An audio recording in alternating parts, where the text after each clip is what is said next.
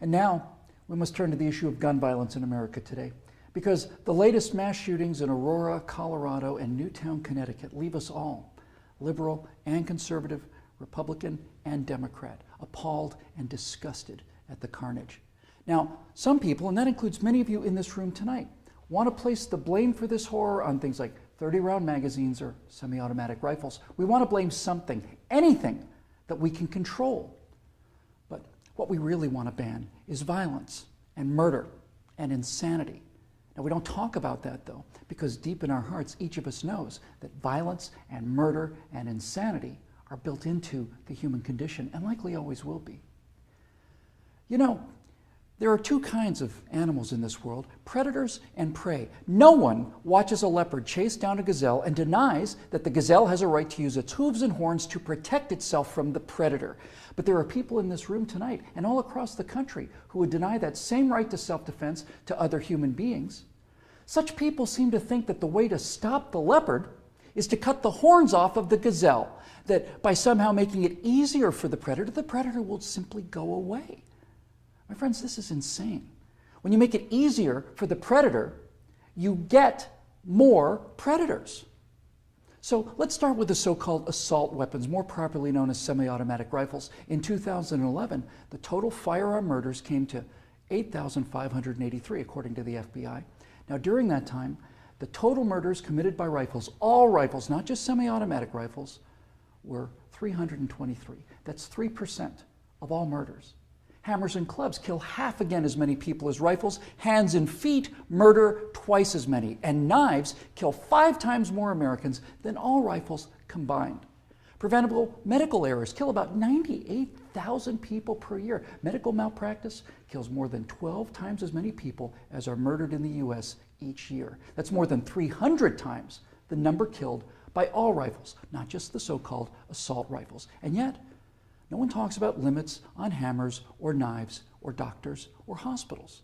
No one does that because the good we perceive from hammers and knives and doctors far outweigh their perceived harm. And yet, studies show that firearms prevent anywhere from 800,000 to over 2 million violent crimes every year. The lowest estimate means that 100 times more violent crimes were prevented with firearms than the total murders committed with firearms. That's 100 times as many.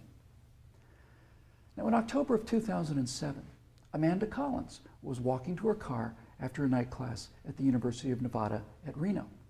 Amanda had a concealed carry permit for her 9mm Glock that she carried for self-defense.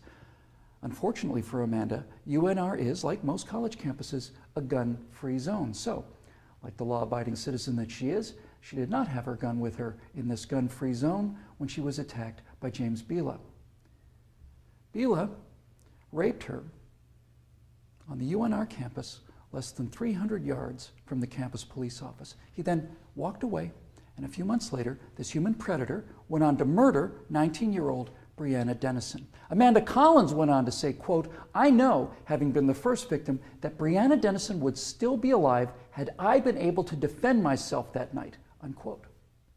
Therefore, I am directing the virtual Attorney General to aggressively challenge any gun control laws that violate Amanda Collins' right not to be raped and Breonna Dennison's right not to be murdered. You're not forced to abandon your First Amendment right when you enter Chicago or New York, or your Fifth Amendment rights when you walk onto a college campus. As virtual president, I will veto on the spot without hesitation, but with a great deal of pleasure, any and all attempts to destroy any of the Bill of Rights, of the Constitution of the United States of America. Because when it's all said and done, the Second Amendment to the Constitution is not there to protect us against criminals, and the people calling for gun control know this. That's why they want gun control instead of crime control. That's why they want laws that, at the stroke of a pen, turn law-abiding citizens into criminals. The Second Amendment is there to protect the American people from tyranny. The Second Amendment is there to protect the American people from politicians. The Second Amendment is there to protect the American people from us.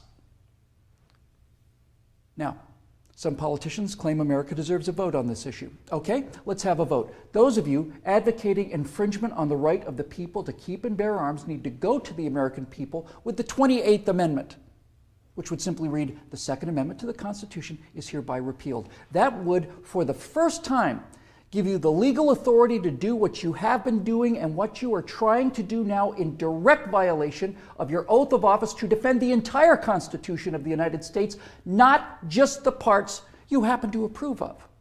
So go ahead, go to the American people and tell them that ultimate power is no longer to be vested in the people who can't be trusted with that power according to you. Tell them only the government can have that power now. You go out there and try to convince the people of the 38 states that you're going to need to get that amendment passed to agree with your opinion of them versus their opinion of you.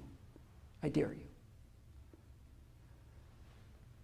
12 million unarmed men, women, and children were unable to resist being murdered by their own National Socialist government in Germany.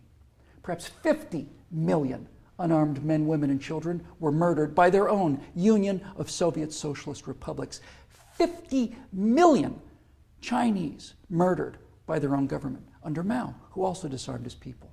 And in Cuba, and in Vietnam, and in the killing fields of Cambodia. Now you say that can't happen here? You say we're protected? By what? By the Constitution that you're in the process of destroying? You are in violation of your oaths of office by so much as introducing this legislation, let alone passing it.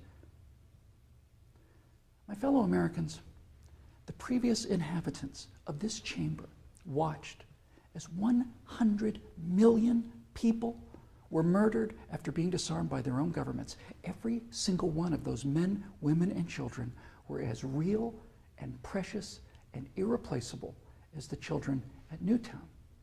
And I tell you here and now, that I will be damned if I will let that happen to the American people.